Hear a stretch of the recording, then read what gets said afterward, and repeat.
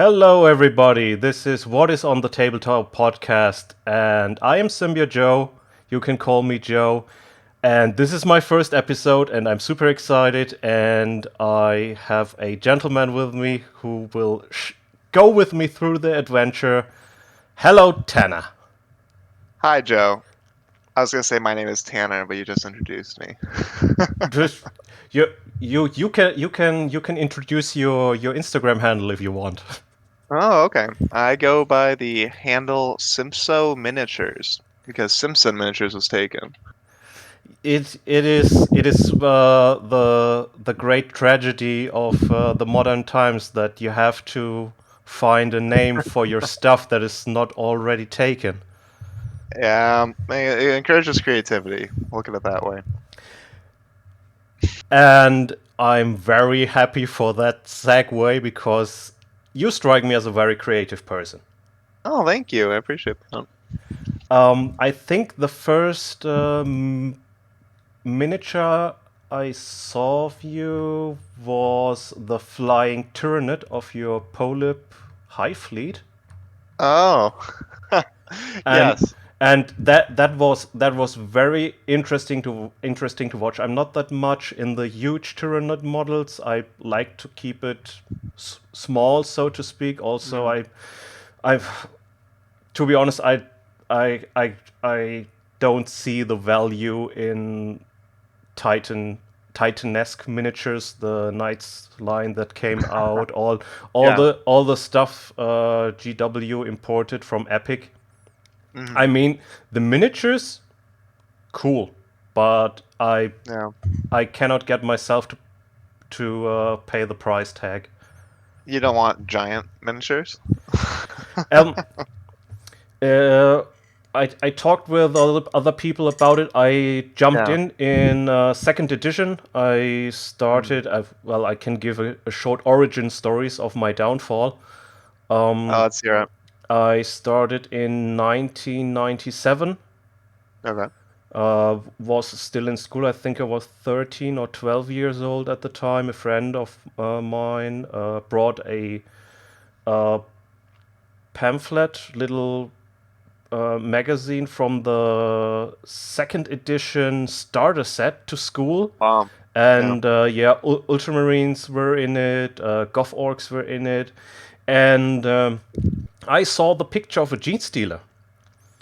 And That was the beginning.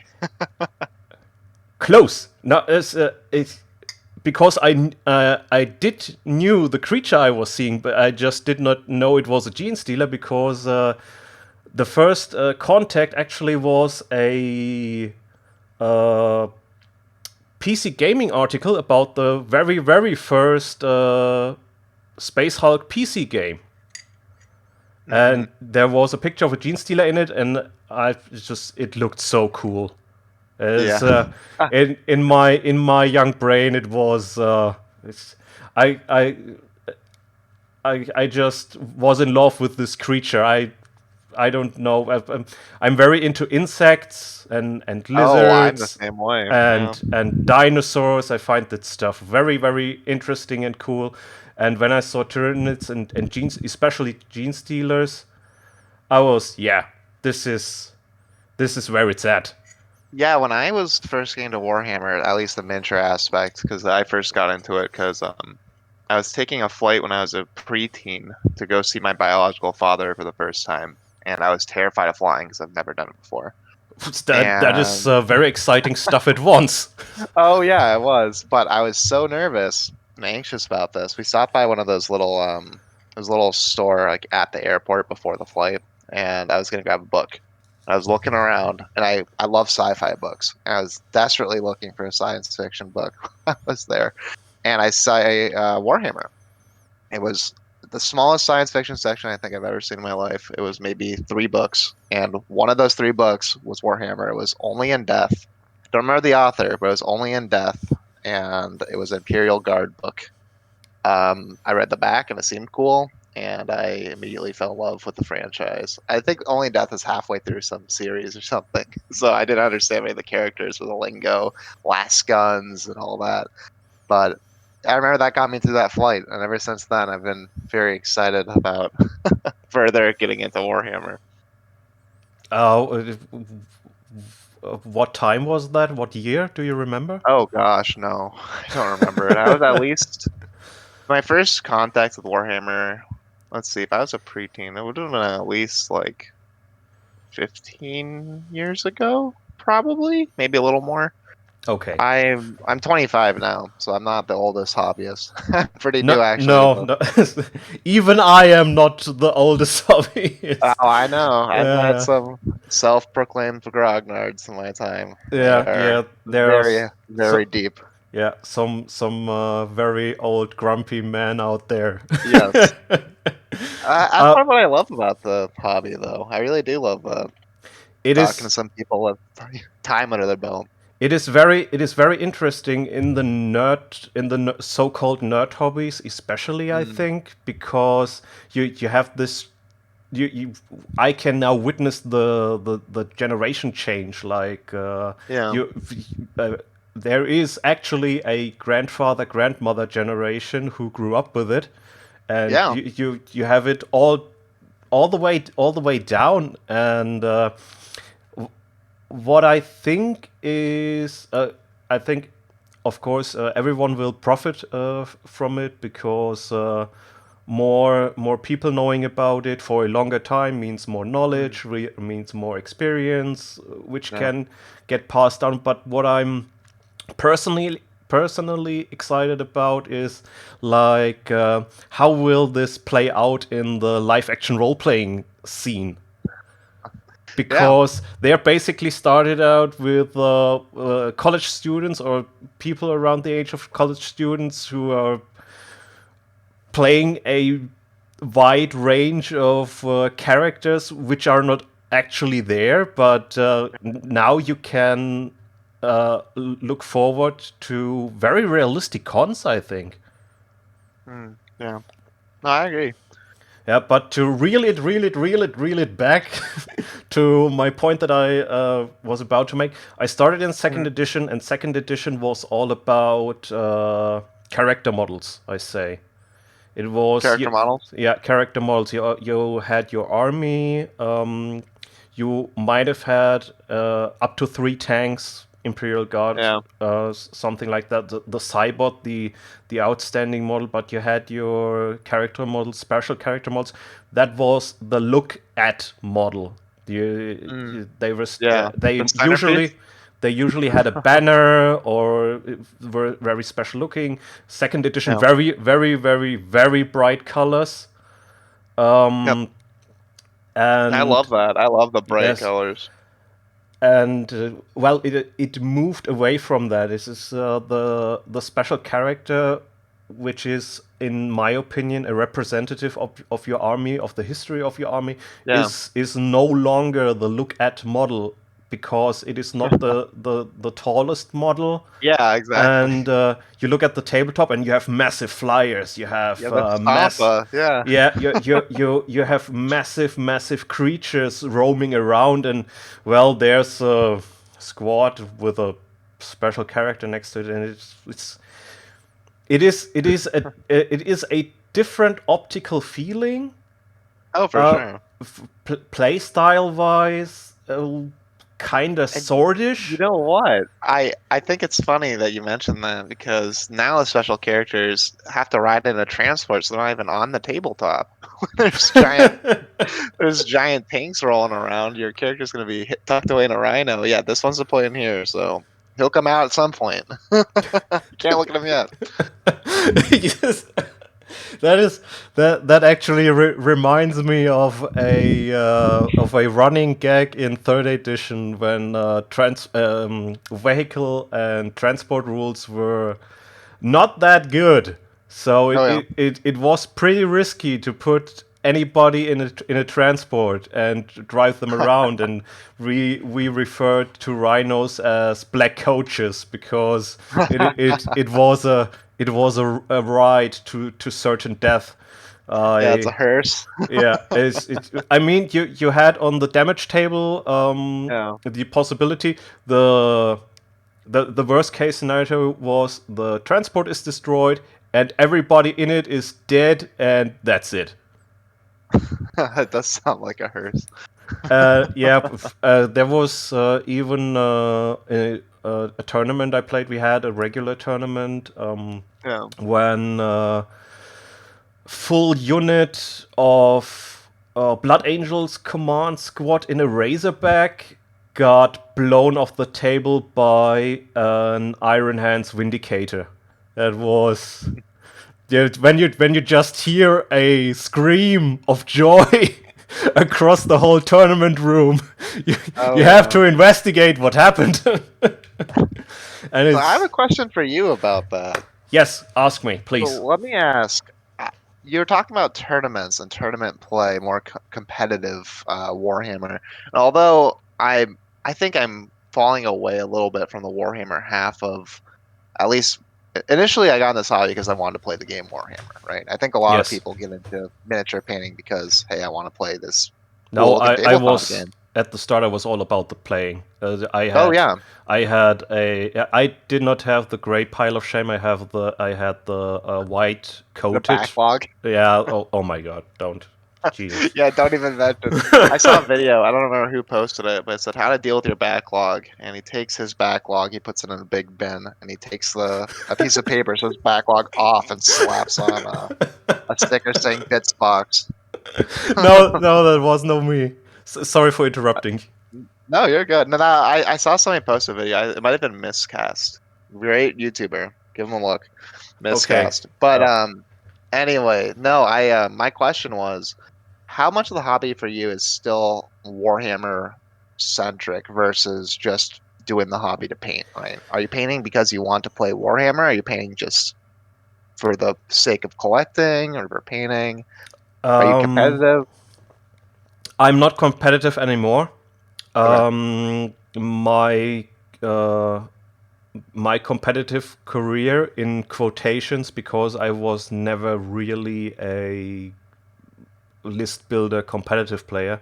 The most No. fun about our annual tournament was that people from all around and from different federal states would come in, Mm, and you could talk to them, make jokes with them. Everyone yeah. was in. Yeah, it was the first time I felt that the community is way bigger than the 15 people in my friendly local gaming store.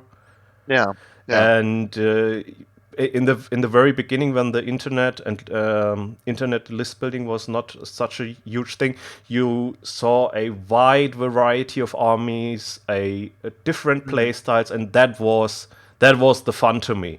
That yeah. was amazing, entertaining. You had some characters. Well, you had one, two tryhards that was not fun to play against, borderline cheating stuff. Win at Um, all costs, right? yeah, and it really stopped, I guess, when I played against. It was a 2-day tournament. Every day you Yeah. had 3 games, Hmm. and my last tournament was, I think, 4 games against a pseudo equal Iron Warriors list. Okay. Yeah, So wasn't no, Iron Warriors? I remember something about that. it was Everybody was changing their armies. yeah, it was for a time it was a go-to easy list, and the other one was Space Okay. Marines, and or was it 5 times Iron Warriors? Hmm. I think it was five times Iron Warriors, and the lists did not change very much, Yeah. and that was that That's was a competitive, right? that yeah, that's competitive. That is, and I was like, yeah, that's not fun anymore. That is. Yeah, I think I had a not similar, but I had a relatively similar disillusionment with more competitive play. I remember when I first got into the hobby, I wanted to play Nurgle Demons because at my LGS, there was a box of Get Started Collecting Nurgle Demons, 60% off. And I went, if I'm gonna get into this hobby, I don't want to spend, whatever. It's like Hmm. $60, $50 in the US on a Get Started Collecting box. So I was able to get it at a really good discount. I already love Nurgle Demons. I love Great and Clean ones, big, fat, rotting demons. I think they're wonderful. But when I started actually playing the game, Nurgle Demons, at least this was, I only played Warhammer starting at the end of 7th edition. I remember people talking about how excited they were for the new rules to come out. Hmm. So I haven't been playing Warhammer for very long, and even when I played Warhammer, I didn't play Warhammer that much, to be honest with you. I played more for the spectacle of bringing weird lists and seeing the responses of my community Okay. at the LGS, because I have like a full can list of Killicans, Stompas, Hmm. not more than one Stampa, Morkanaut, Def Dreads, just huge. I wanted it to be a Grot centric army. So I wanted to bring this heavy movement list. I have a Spore Pod and a Psychic Tyrannid list. That's Polyp, all the yellow Tyranids with very, very pitiful rules. It's all mortal wounds, Psychic, and at least in 8th edition. I haven't played ninth, and that's something I want to ask you about. But most of my lists are just very specific and strange or off the meta, right? Because I think that's half the fun of the game is bringing something weird and seeing your friend or a stranger, even to somebody at the LGS who wants to play a game of Warhammer, experience something new. Nobody has played against, at least where I'm from, nobody's played against the Spore Pod list or Spore Mines. I apologize. Yeah, that sounds like something right down my alley. Well, Well, that's the fun of the game, isn't it? I mean, nobody wants to play against the same competitive list 500 times in a yeah. row. Warhammer is too big of a time obligation for that. Well, to be fair, it is not the most cheap hobby No. to get around to start to collect, and I think that is the at my time when I started out, the competitive lists Yeah. were the lists to go to because nobody likes to get their ass handed to themselves. Yeah. And the most lists I played were very competitive lists or semi-competitive. At one point, you say, "Okay, let's please. Can you set up something else? I set up something else. Let's Yeah. play. Let's please play something else like the usual competitive list versus competitive list. Mhm. Not very creative mission. So everything is Yeah. nice and balanced." Yeah, Um, see, that's not the fun of the game for me. I don't want a perfectly balanced, like down to the point experience. I'd rather have not more realistic, quote unquote, but in an actual battle, it's not going to be that close. I remember reading all these yes. old school magazines about like the overwhelmed space marine holding out against, Mhm. tides of orcs. And that's the fun. That's more open play. I think that's a lot more fun I in the hobby. I think there is a potential for asymmetrical gaming that Mm. Games Workshop has not discovered yet, Oh, I agree. or does not care about, because uh, uh, um, I when think a lot of they people get caught up winning. Like they just want to win. They're yeah not there to play the game. They're there to see if they win or not. when I've experienced they that. rolled out the Primarchs, there would have been Uh, a good chance for an asymmetrical gaming rule set yeah, to represent these demigods that are fighting versus an army. Now these superhumans are part of an army, and they yeah, have to be kind of swordish balanced and yeah. have to fit in. Uh, Not a huge fan of Primarchs, I'll be honest. Now, Not a huge I fan. don't, I don't say. Well, I'm not the Primarch fan. I'm not really into Space Daddy the Opera, Yeah. which is 30K to me. Uh, They are interesting. They are fun, but from a rules perspective, Yeah. I don't think it is the right way to represent them. Yeah. I'd agree. I actually started to think about it when someone complained, "Oh, Primarchs can get wounded on a 6+. That is Yeah. barely what My should garage, happen." Yeah, an army of Grots could help they one of them. yeah, but and from a fluff perspective, Yeah. yeah, it should not happen, but that means that the rules should be changed, and that is something I started recently to look at the rules after ninth edition, because I had well, great hopes in ninth edition. Yeah. The missions, I think, how they are set up, what the goal is, are quite great, but the you go, I go system is dead in my opinion. This is Yeah. something GW sticks on, and I don't know why they do Well, not want to change it. imagine what would happen if they did change that, though. There would be an uproar. People would be kicking and screaming. I just don't think they want to deal with They it. always do. That Yeah, to be fair. let's be honest. Let's Yeah. be perfectly honest. Every change in any way will cause an uproar, Oh yeah. and I already tried it out. To go back to your original question, where I am right Yeah. now, well, my competitive career stopped. I stopped playing for a very long time.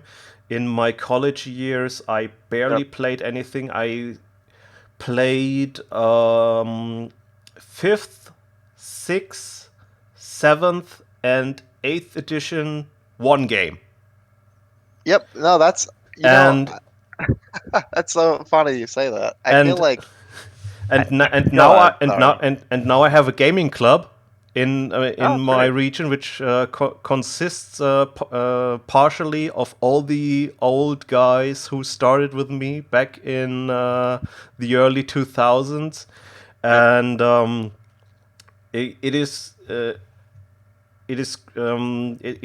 they are all still in this mindset that everything GW does is written in stone and cannot be changed, and you play the rules they put out, no Yeah. matter when they decide it is time to put them out.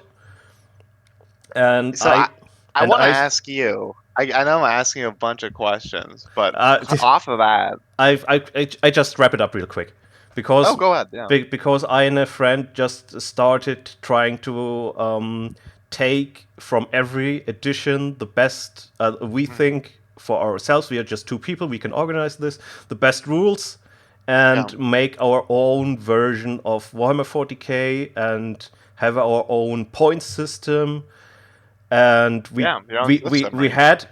we had one game. We were both very anxious that this would not work out, but we had a fun, balanced game, and we will start working on that when the pandemic is over, I guess. But you can make a change. In my eyes, you should make a change if you can in your gaming group. Just Yeah.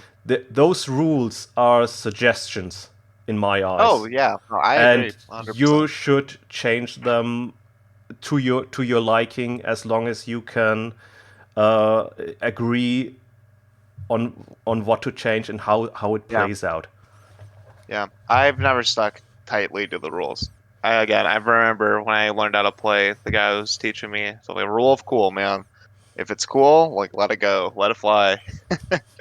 If that seems like an interesting mechanic, if you want to roll on that, we can let that pass, even though it may be technically against the rules. But whatever, as long as we're both, cool with it. But I guess what my question was, do you want to talk more about the gameplay aspect of Warhammer, or do you want to talk about the modeling aspect of the hobby? So I have a couple questions regarding the actual like painting and green stuffing and all that. Versus, 'cause I don't have that much experience playing actual Warhammer. I don't play competitively. I have gimmick lists. I kind of just don't play Warhammer anymore. I I played for a while and tried to like it, and I just think it was too much of an exhaustion set in after setting up all of your models because you have Yeah, to, yeah. you have to like plan That this whole uh, event, go out to a game club. This is pre-COVID at least. Go out to a club, right?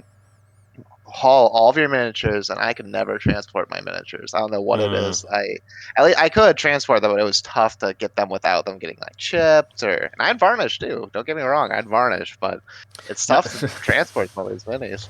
Uh, it was quite more horrible when the bulk of your army was metal miniatures. Believe me, Oh, you I could can imagine. you could varnish you could douse them in varnish, and still at the edges the bloody paint would chip off.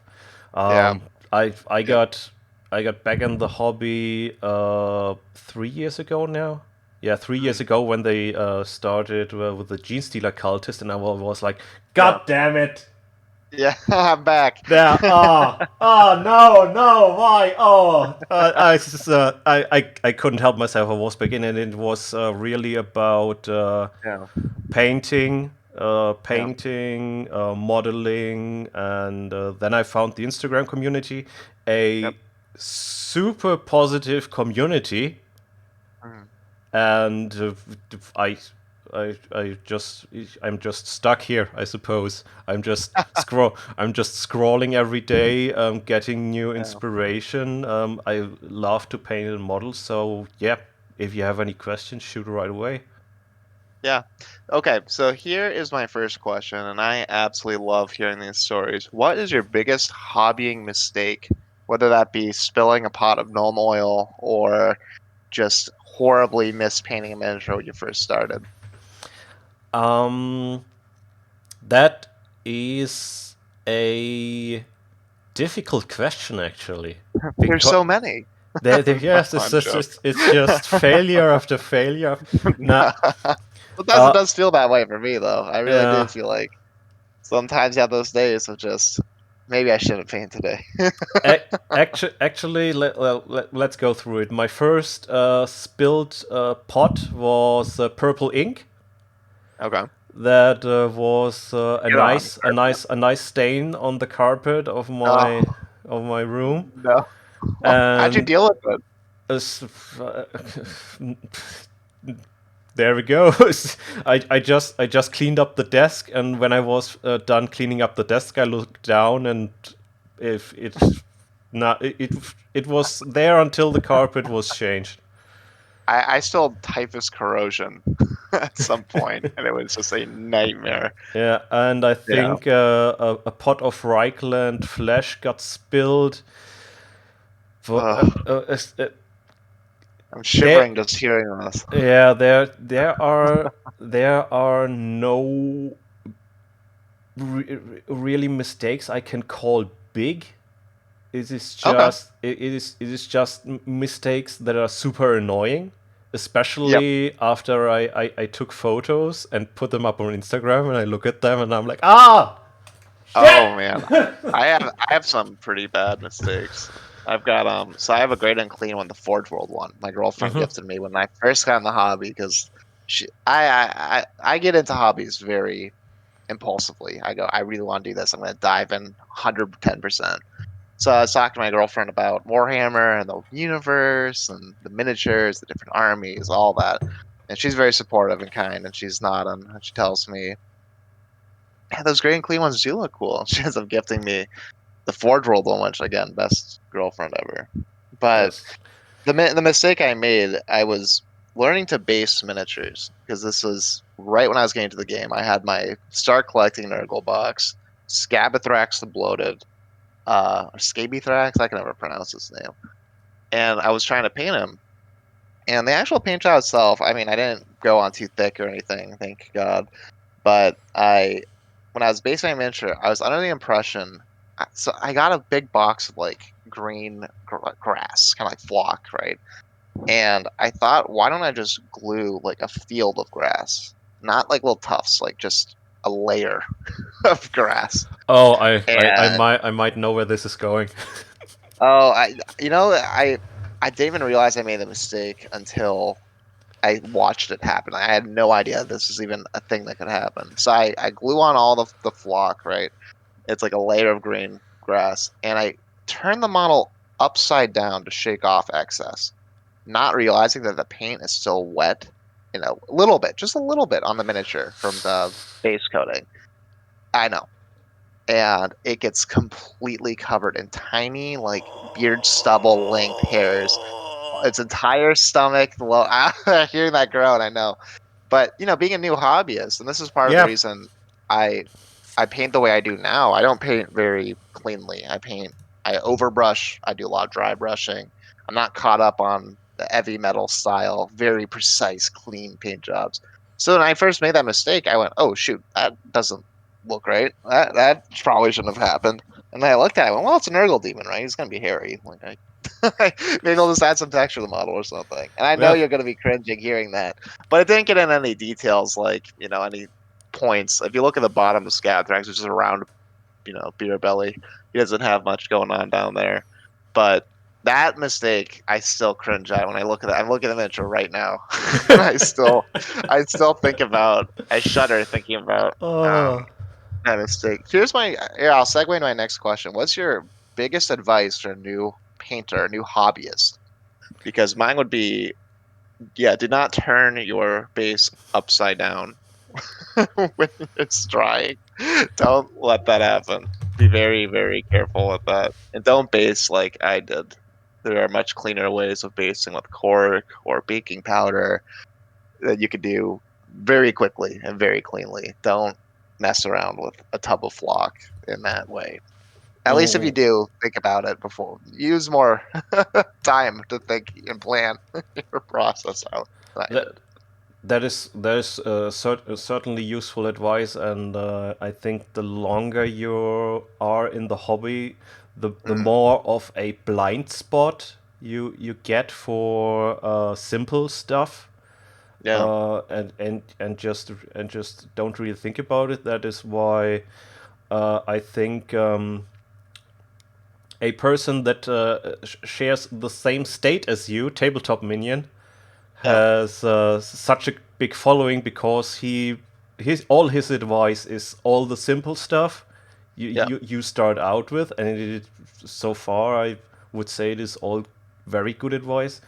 But it really depends what the person wants to do. What I saw now very often with the gaming club, people coming in, start painting, showing their stuff off, asking, "What should I do?" It is really most of the time when it comes to painting, you have too much paint on your brush. yeah, Uh, yeah. I made that the mistake. the two thin coats, you can think about it what you want. They are no lie. There is some wisdom in just get the excess color off, Yeah.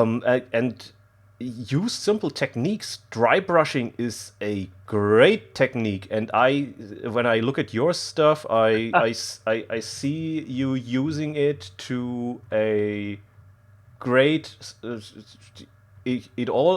I mean, you use dry brush, and I just pull your Instagram feed up Yeah. for a No, second. I when I Um, stumbled upon how to dry brush, I felt like man discovering fire. And I went, "Oh my God."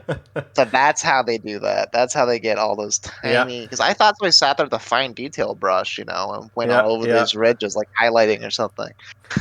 And I think the purple mushroom Oh, is your best work by far. This is the, really? The I purple mushroom, the little one? yeah, with the big smile. I think it shows the best I would never have thought.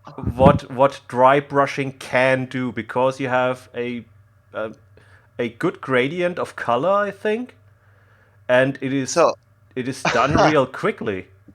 I'm very pleased with I was gonna say chuffed. I don't know. I've been watching a lot of UK I'm television over chuffed to bits. chuffed. I was gonna say chuffed about that because I've been watching I think Idiot Abroad recently.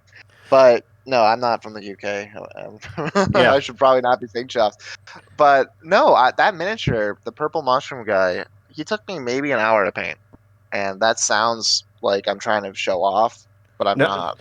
it, Like, dry dry, brushing to overbrushing is dry quick. brushing is no joke. It goes quick. Yeah, you get the results. On another Discord, someone said by accident dry rushing instead of dry brushing, and I Dry think rushing. I I love that. I think it is a very good description, especially when the time came around when my tournament switched to only painted armies. Yeah. I did a lot of dry rushing. I've never brought a gray model to the tabletop. I'll be real. I think that it's whenever I played a game, I wanted to see paint. This is before the rule that, you get a bonus if your entire army is painted or whatever. But I wanted to show off and take pictures of my guys on the table. So why would I put anything gray on the table? That's half the fun. But I had the luxury of time. So I understand that, some people just want to play the game, and I'm not going to put down other people for putting the gray stuff on the tabletop. But I just think it's a lot more fun when you have color. It it breaks immersion when there's a gray Yeah. rhino treading down the field. And for anything other, well, there is green stuff work. Will use water to not make. One of my friends in the hobby, I think Yeah, longer than I. He's starting out with Death Guard right now, and he that's asked good. Yep. me if I could help him to do some conversions. And he did not know that you best use water, or I use Nivea, it's normally a hand creamer that has Yep. fat in it to have It's a blue bottle, right? yeah, it is a little blue can or bottle. Yep. You can use anything else that has. I think it is fat that Yeah. i- is the green stuff does not stick to, or water. Uh-huh. And he did not know that, and I was Ooh, like, "Wait, that's a what? big one. How did you How have you get been doing a?" this? Yes. um, yeah, that would be my first two start out advices for people when they. Yeah. I mean, people that start have, in my experience, really high ambitions Oh yeah, in in absolutely. in any sort of direction. Like they want it box art style, they want as much as Heavy metal. possible, they want the competitive list, they want to read all the books. Eh, Oh yeah, absolutely. and yeah, there's good points. I'm not that much into the Black Library stuff. No, I've fallen out of it too. That's when I Yeah. first got into Warhammer. I liked reading, but as soon as I got the miniatures, it felt less magical, I guess. Hmm. The scale felt different because in the books, I remember I read a book about Necrons. This is before obviously the new Necron models just came out. But they're talking about how scary even a single warrior was, and how they come back from the dead, they're unstoppable. Well, not Mm-hmm. come back from the dead, but you know what I mean. The But reanimation and everything, and they yeah. just teleport away when they die, and all that. And then I actually play against Necrons, and I was thinking about that book when I first played with my Nurgle demons back then. And my Nurgle list was 3 Great Unclean Ones, and one of them was a Lord of War Great Unclean One. And I know that's not in the spirit of the game necessarily. That's a whole discussion. At 2,000 points, how many giant models should you be running? But I really like that kind of list building, where it's just a couple giant models or a million tiny ones. I like very unbalanced. I like not rules wise, but you know what I mean. Like very heavy Yeah, armor, very when you slow. when you see that there's inequality, and you can root for the underdog, Yeah, we were at something the like same that. point value, but it's more so like I like lists that have obvious strengths and obvious weaknesses. Hmm. Like in my can list, right? Everything is slow, but they're all sturdy and they have a lot of wounds. At least in eighth, they felt like that against in some matchups. They didn't feel very sturdy against Tau, but you know what I mean. Yes, and I already brought them up because for some time now because to shower you in more praise, I really Oh, really adore your killer cans. oh, They thank you. they have a very mischievous feeling about they just I can see the grot inside them going haywire, going like, Oh yeah, I my gotta god, kill all the I'm kids. so happy. That The sounded like a grot. Yeah. Consider the voice acting. Though I No, I'm happy to hear you say that. When I first made my kilo cans, I have I think 20 kilo cans at this point, maybe one or two more. I got an old metal one too recently, not recently, but near the end of me doing my kilo can army. But I wanted each kilo can to look different. I didn't want any of them to share the same like faceplate. So I had to start being creative with the different bits and give them all their own distinct personalities. I want them all to be different colors originally too.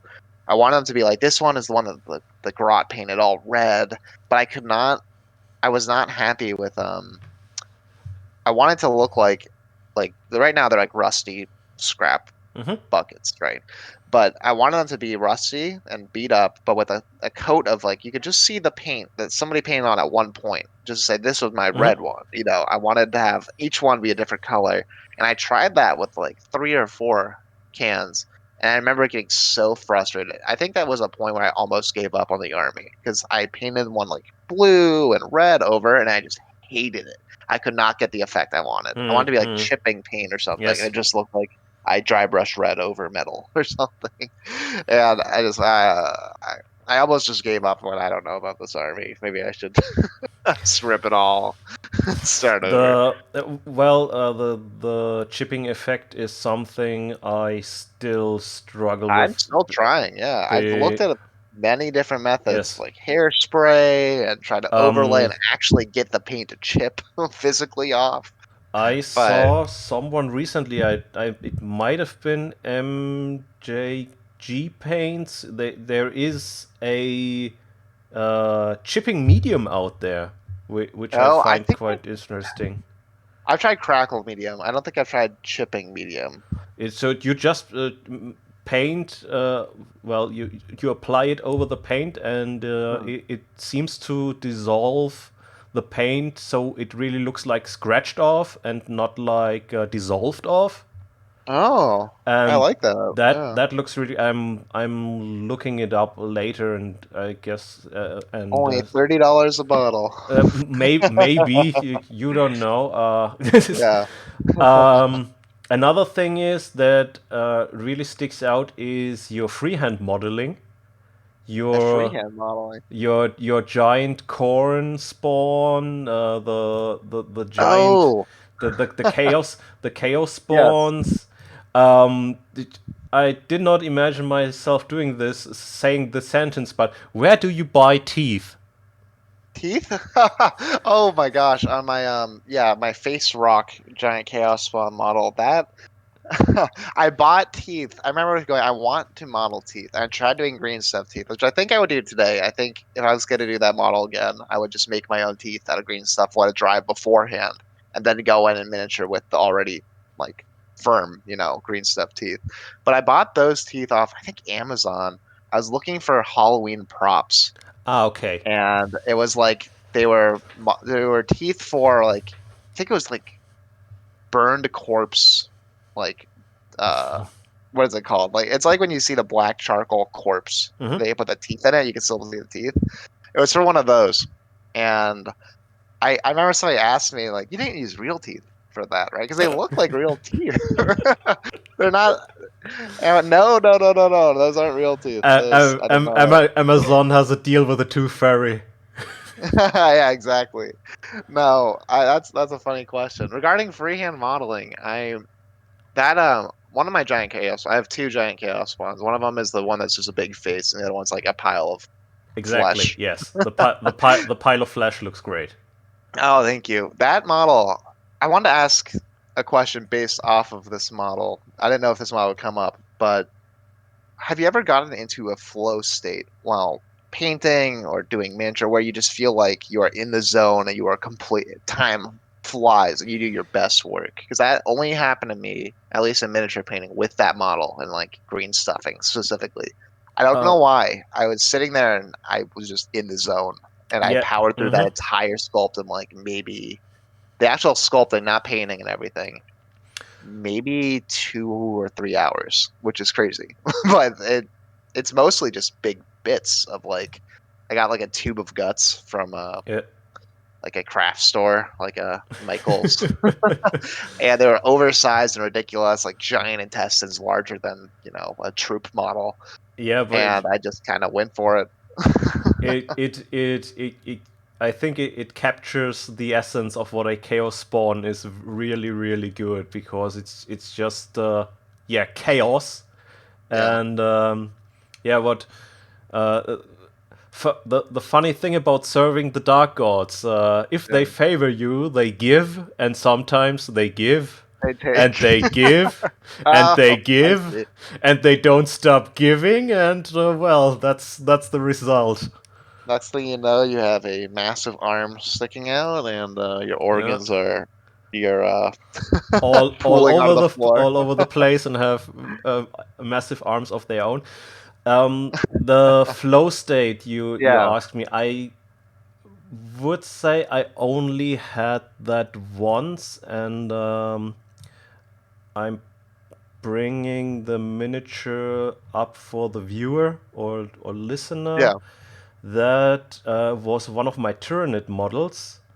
Mm. Um, because I follow Flynn Hammer, a guy. I don't know. Do you know him?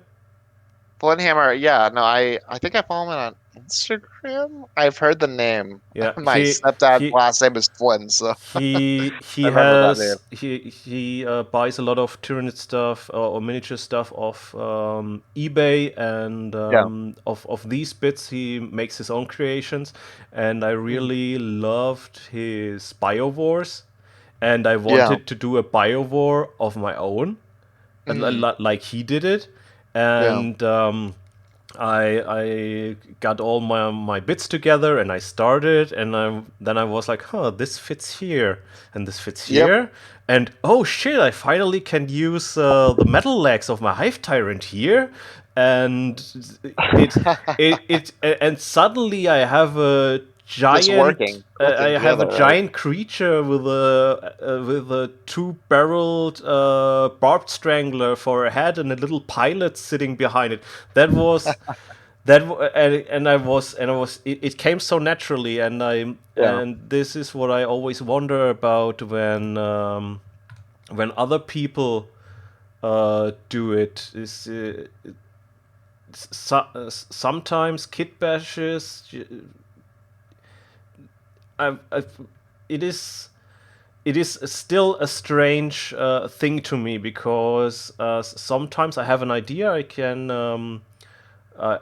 translate that idea into a miniature, but most of the time I'm just on the lookout of what other people did and how they did it, and try Oh. to recreate it.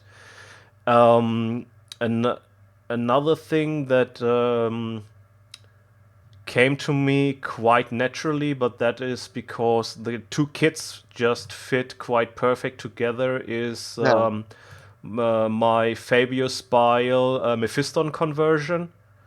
Okay. That was something that happened really really quick and easy, and the only backdrop was when I found out that I cannot place the hand with the staff as I wanted, Yeah. because the cape of Mephiston is just so giant and flowy. Yeah. But I went through my bits, found a Space Marine corpse I can rest the cane on, Mhm. and it is, yeah, it turned out very nice. Maybe the um yeah, Necron um thingy stalker, it is made of a Yeah. reanimator, a piece of terrain, those giants Adeptus Mechanicus skulls. Yeah. That was mostly inspiration through another person. Yeah, but I think the to answer your question, that Yeah. creature I described first, the Tyranid creature, there Let's hear it. I really was in a flow state. There, everything because I did not want to build that creature at all. No, that's. I think I that's a wanted great a part of it, though. biowar, and I ended up with a count as Carnifex Hive Tyrant. Yeah, building off that question, I want to ask, how often do you have that phenomenon where you go to build something or you have an idea in your head and then you just do not follow any any ground where you just kind of make something else, right? I was trying to make a model for my Tyranids, my polyp Tyranids, and it's the giant yellow mole looking one with a little star nose. And I I don't know what I was trying to build, but I just kept having these weird ideas, and I was trying to fit things together and make it work. And eventually, I think I originally wanted to be, I don't even remember the name. There's a Tyranid model that can burrow underground, and it's like this huge snake-looking model. And I wanted to The make Trigon? Trigon, No, yes. Trigon maybe? I Yeah, um, Turvigon or Trigon. One spits out one of the Gaunts, and other. the other can burn. As I said, I'm not really into the stuff that came from Epic, but yes, I know Oh, what I you get mean. it. Yeah. I wanted a giant model coming out of the ground. And what Hmm. I got was a fat bullfrog looking model that's kind of like sitting on the floor. But I think that I want to ask, how often do you have that experience other than the one you just explained of sitting down to make something and then just going in a completely different direction and get bashing something unique or just different?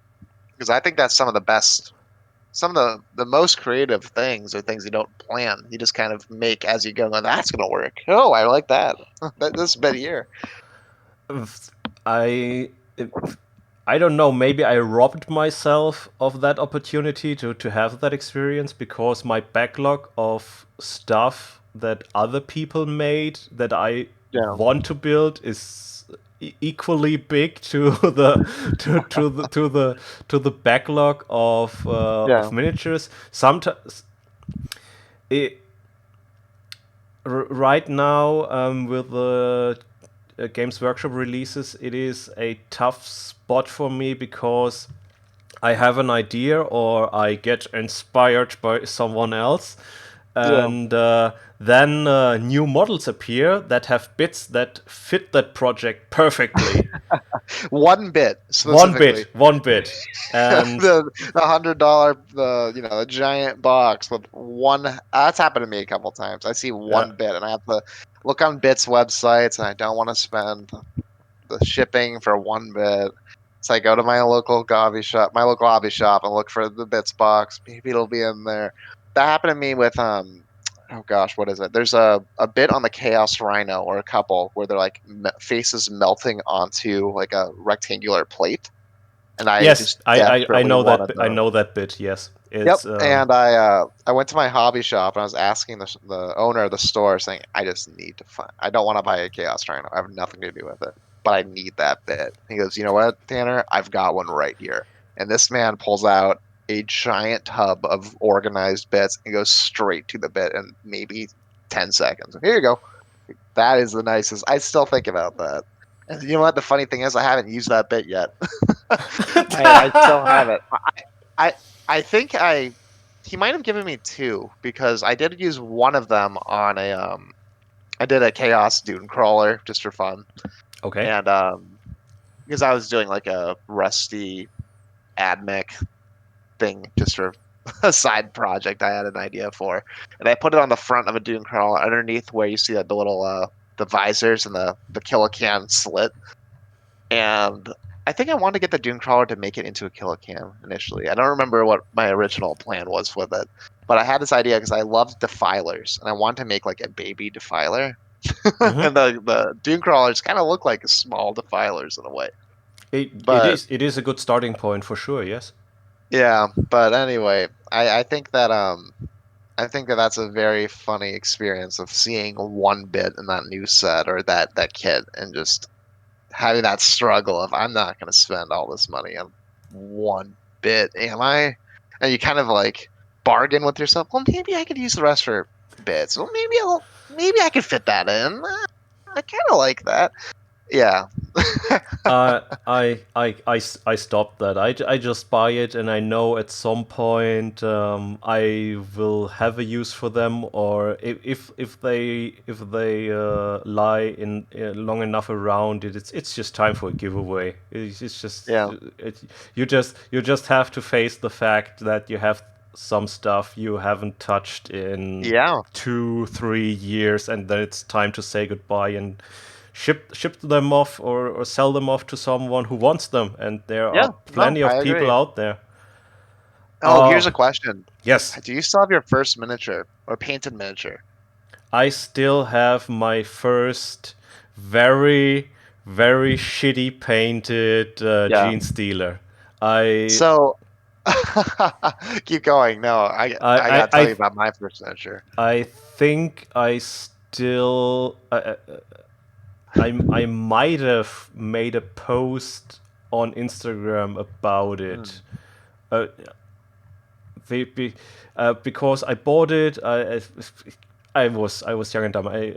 Of course I did not clean the mold lines. Of course Of I course not. No. of course I did not prime it. Had no You clue didn't about prime that. it? I did I not. at least I primed my first miniature. Right? Nah, nah, Not nah, nah, saying nah, that's not nah, nah. That superiority. is Somebody taught me to do it. by buying a primer that was nothing my pocket money would allow. Oh, I get it. So Yeah, I so understand. unprimed, and I used some art shop colors on it that Yep. were not at Like all craft paints. yeah, like that were not supposed for miniature painting, and a good chunk of it has flocked off by now, but It's I important to have that first miniature, though. yes, and I, I I think that's one of my biggest regrets. I went back and tried to fix my first miniature at some point and like try to hmm, not strip and repaint it, but I tried to touch it up. And my first miniature was what are they called? Herald of Nurgle. It was a demon, right? Like the HQ model. mhm. And when I was assembling it, I put so much super glue in the mouth to try to get the tongue in that it completely. Oh, I know. Oh. I didn't know back then. Yes, It was my yeah. This first I assembly, right? I don't put any blame on you for your No, mistakes. it completely filled in the mouth, and it looked like his mouth was the tongue, because the tongue has a little mouth at the end of it, like an alien, right? Yes. The xenomorph. Excuse me while I clear my throat, but it looked like that was his mouth because he didn't have one. The super glue like flooded that entire Hmm. area. It was that much. I didn't realize because I didn't do miniatures before that. I had no experience. And I regret it so much because I touched it up and it looked okay, but I got to the point where it was just I was displaying it behind my great and clean ones where you couldn't see it. And I know, and that sounds goofy, right? You're displaying something that you can't see, but I got to that point. I went, you know what? I'm just gonna throw it online. Somebody else can enjoy using this. So I had that and a bunch of it was like Nurglings. Most of that actually the entire Star collecting box. Now that I think about it, that one I was telling you about, I got for 60% off. All the flies, the blight drones, they ended up getting torn apart and put in conversions because I hated transporting them. So they have these spindly legs and they're just a nightmare to move. So they got changed into demon princes or bloat drones or other Nurgle demons. And everything else, the Nurglings, the Plague Bearers, the Herald, I ended up selling. And I don't know if I regret it. It wasn't really my first model anymore because I touched it up. If I left it painted horribly, like my first paint job, I would have kept it. But at some point down the line, I just didn't feel like my first miniature anymore, you know? Yeah, I can really relate to you about that. This Yeah. is listen, we blasted through an hour. I could do this for three more. I am pretty sure we can, but I will keep it to an hour. Oh, that's fine. I'm pretty sure you can be a reoccurring guest. I would love that. I would absolutely love that. I think we have still a lot of lots we can talk about. It has been a I got blast. through 2 of my 15 questions. Maybe 3. I don't know. Okay, there are only two other people that answered the call, so Okay. another episode where we can go through all the other stuff Oh, for sure. is very possible. Yeah, I'd be happy to. Thank Um, you for having me. This was a lot of fun. yeah, thank you for your time. Uh, Oh, of course. this this is working quite well. I'm quite happy with it, and I hear you the next time. Yeah, reach out I've anytime, Joe. It was yeah. a lot of fun. Anyone who listened, I hope you enjoyed it as well. I'm not 100% sure if I want to turn on the YouTube comments. Oh, I want to hear the feedback. I say turn them on. Okay. What's Leave the it. worst that can happen? They say Yeah. my voice is too high. It's Oh, fine. okay, I'm okay. happy with that. Let's have the feedback. So yes, a good ending. Oof. Well, Absolutely. everybody, stay safe.